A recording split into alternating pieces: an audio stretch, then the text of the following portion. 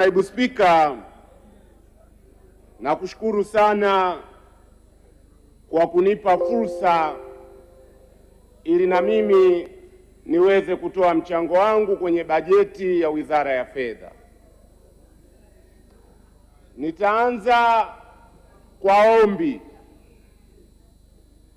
Mimi ninafahamu siasa inaendeshwa na siasa na Bunge la Jamhuri ya Muungano wa Tanzania ni nyumba ya siasa, lakini ninawaomba wabunge wa Chama cha Mapinduzi, homa yenu ya siasa kuelekea 2030 isiharibu majadiliano ya bunge hili. Kuna radha katika siasa, lakini tukitia chumvi sana, na sasa ndio kwanza kuna kucha, hakuna wizara tutajadili humu ndani. Hiyo rai ninawapa, mulipaswa kupeana wenyewe, lakini nimeamua niiseme kwa sababu nauona mwenendo huo na sio mwenendo unaofaa kwa bunge letu la Jamhuri ya Muungano wa Tanzania. Lingine ni neno la pongezi. Ninaipongeza kamati yetu ya bajeti, kwa kweli imefanya kazi mzuri sana. Naipongeza kamati chini ya wenyekiti wa Mashimba Ndak. Kamati ikifanya kazi mzuri inaturahisishia, tunapita mule mule, na kamati ya bajeti imefanya kazi yake vizuri sana. Nampongeza pia CAG, anaendelea kufanya kazi vizuri sana, na mimi nasema tukiamua kuwa serious tukayafanyia kazi kwa sehemu kubwa mapendekezo ya CAG, nchi hii itafika mbali sana kwa maendeleo. Na nataka kulishawishi bunge katika idara ambayo tunapaswa kuipa kipaumbele katika kuitengea fedha za kutosha ni ofisi ya mdhibiti na mkaguzi wa hesabu za serikali. Sasa niende kwenye hoja zangu, na ni lazima nikiri, Wizara ya Fedha tumejaliwa kupata waziri Balozi Hamisi Omari ambaye kusema ukweli ni darasa la unyenyekevu katika miongoni mwa waziri ambao tunao. Kwa hiyo pale ambapo nitakuwa napiga nduguyo ni kwa ujenzi wa nchi yetu hii pendwa, Jamhuri ya Muungano wa Tanzania. La kwanza, tumesema tulipokuwa tunajadili Wizara ya Ujenzi, Wizara ya Maji, tulipokuwa tunajadili Wizara ya Uchukuzi, kwamba serikali haitutendee haki, serikali hailitendei haki bunge hili pale ambapo tunatenga fedha zinakuwa ring fenced kwa ajili ya sekta za maji, sekta za barabara, sekta za reli, lakini fedha hizo zinakuwa abused.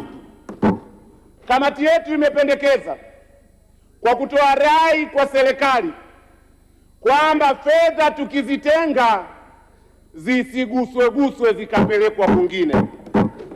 Mimi kwa maoni yangu naona pendekezo hilo halitoshi, na Balozi Hamisi, Mheshimiwa Waziri wa Fedha, mimi nitataka kupata majawabu juu ya mambo matatu, kwa sababu kule tulikokuwa tunalalamikia sio kwenyewe.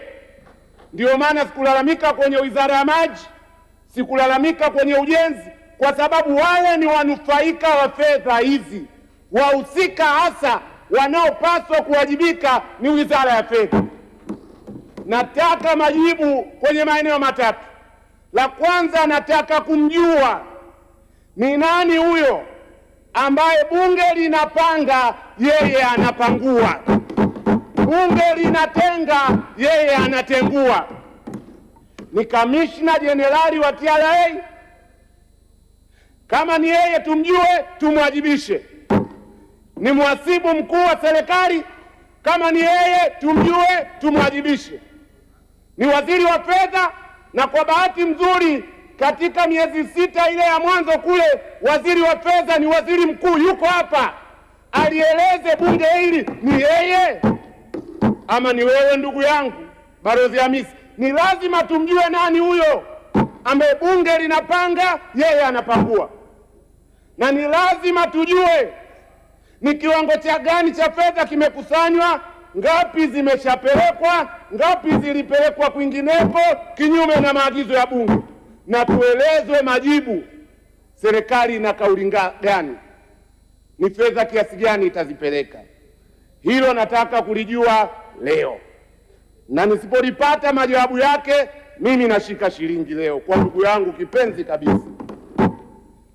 Eneo la pili, kamati imesema kwamba TRA licha ya kazi mzuri sana wanaoifanya katika kukusanya mapato, na tumeambiwa wamezidi lengo, lakini bado kuna changamoto ya uwajibikaji, na imeelezwa ni kwa sababu TRA haina mandate ya kisheria ya kuweza kuwajibika wafanyakazi wake. Na mimi naunga mkono hoja ya kamati ya bajeti kwamba TRA wapewe mandate, wawe na uwezo wa kuajiri na kuwawajibisha wafanyakazi wao.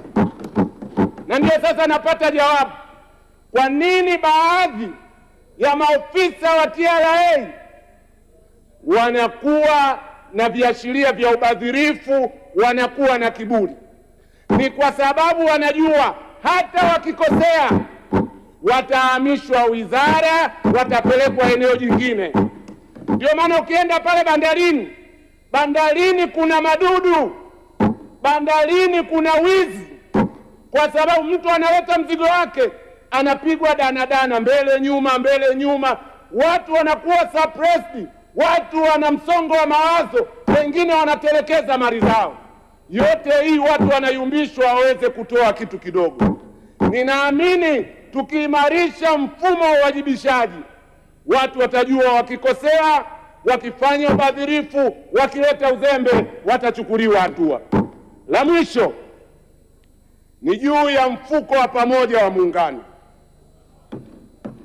Hili jambo ukilitazama na ukisoma bajeti za miaka mingi utagundua kwamba hili jambo ingawa lipo kwenye katiba ibara ya 133 na kamati yake ibara ya 134, ni kama hili jambo hatulitaki. Ndio ukweli wenyewe. Haiwezekani kamati ya pamoja, miaka tunaambiwa inafikia 7 hapa, bado haijaundwa, haijateuliwa tena wajumbe wake. Hatujui zimekusanywa shingapi, Zanzibar zimeenda ngapi, Tanganyika zimekuja ngapi, change imebaki shingapi, hiyo change imeenda wapi? Dawa ya haya taarifa. Muda umeisha mheshimiwa, muda wako umeisha. Asante sana. Nilimtaja mheshimiwa Simon Songelo Sengekile, atafuatana mheshimiwa